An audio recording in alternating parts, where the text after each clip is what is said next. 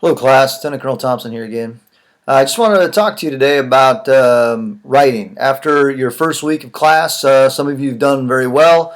Some of you have done mediocre, and I want to help you continue to reach your goals and succeed in this class. One of the things that I noticed after looking the first week of essays is that all of you have different levels of writing abilities, and in a 300 level class, I would expect that your writing ability should be in some cases higher than what it is.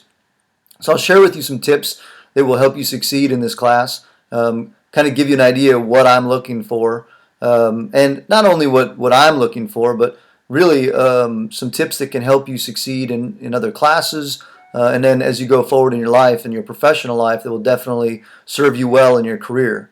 When I was a sophomore in college, I had a master's student that gave me a paper back in a history class, and on the paper it said at the time that I wrote like a middle schooler, and of course I was pretty offended by that. Not yet ready to humble myself and say that I wasn't quite up to snuff with my writing capabilities at the time, but as I reflected and I listened to what he had to say, he was right. And so he shared some secrets with me to help me become a better writer. And what it did for me, it kind of lit a spark that's lasted, well, quite some time now. And I continue to try to better my writing even today. But what I do is I try to keep it, first of all, I try to keep it simple. And so I've broken it down into the very basics, which some of you, if not all of you, have heard.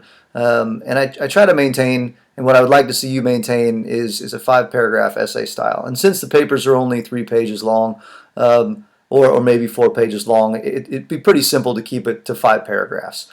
I think that if you get anything outside of the five paragraph length, you run the risk of running off of course, taking a tangent and going down a rabbit hole that really you never intended to begin with, and you lose the attention of the reader, and you lose the focus and the point of what you're trying to say in your paper. So let's stick to 5 paragraphs.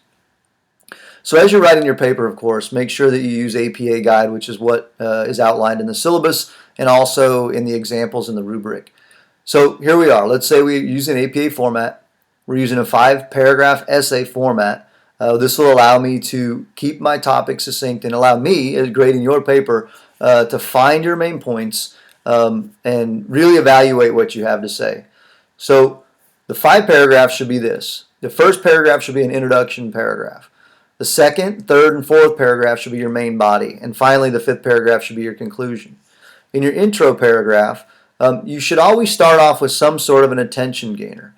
Now, it can be a quip, a quote. It can be a real-world example of something that you're trying to, later on in the paragraph, elaborate on.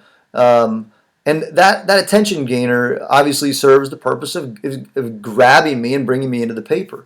Beyond that, once you finish your attention gainer, you should have a transition that takes you into what the main point of your paper is. And that main point is called the thesis. And if you put that as the last sentence of your first paragraph, it'll make it very easy for me to grade and identify what it is you're going to talk about in the remaining 4 paragraphs. And it's not just in this class, but if you do that in other classes and in your professional writing, I think you'll find that the readers will be able to understand what you're trying to say right away. And then you want to grab their attention, and you want them to focus on what it is that you have to say. After your thesis, you're going to go straight into your 3 main body paragraphs. Each of those paragraphs, and I want you to use this method, at least I would submit to you that you should use this method, and it's called the meal method. Each paragraph should have a main point, it should have evidence, it should have analysis, and then finally it should have a link to the next paragraph or the next topic, which is interesting. So if you think about, you have 3 main paragraphs or 3 main body paragraphs, and you have a thesis that is going to tell me what you're going to write about further in the paper, then maybe your thesis should have 3 points. So if you're going to say in your thesis, back to paragraph 1, in this paper will discuss A, B, and C, and then main paragraph 1 is A, main paragraph 2 is B, main paragraph 3 is C, then you will discuss those in each of the paragraphs. It's very easy for me to see and follow. So again, in your main body paragraphs, you have a main point. your evidence, that you're going to provide some sort of either something from your the text, something real world, something that you found on the internet that offers evidence to support your main point. And then you're going to analyze that. You're going to take the main point, you're going to take that evidence, you're going to analyze it. How does it relate to what it is you're trying to say? And once you've established that, there's a link that'll bring the reader into the next paragraph, which is, in this case, is your point B. And that's you'll be your third paragraph. So you've got your intro and your main bodies. After your main bodies, you're going to have your conclusion. In your conclusion, let's keep it simple. Go ahead and restate your thesis, and it doesn't have to be verbatim. You can, generally say what the thesis was, and then highlight any main points that you tried to bring out during the paper. It's kind of your last, your last area presentation to let the reader know what is most important about your paper. So again, 5 paragraphs, your intro paragraph, 3 main body paragraphs, and a conclusion. And in the main body paragraphs, use the meal method, the main point, evidence, analysis, and then a link.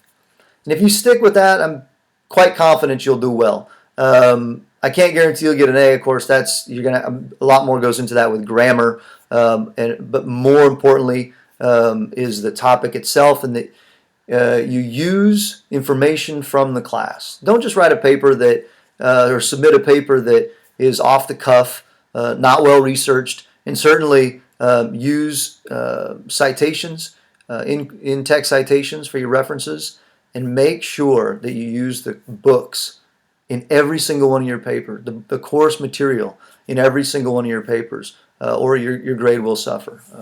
So anyway, that's my tips for writing. And if you have any questions, feel free to email me or text me.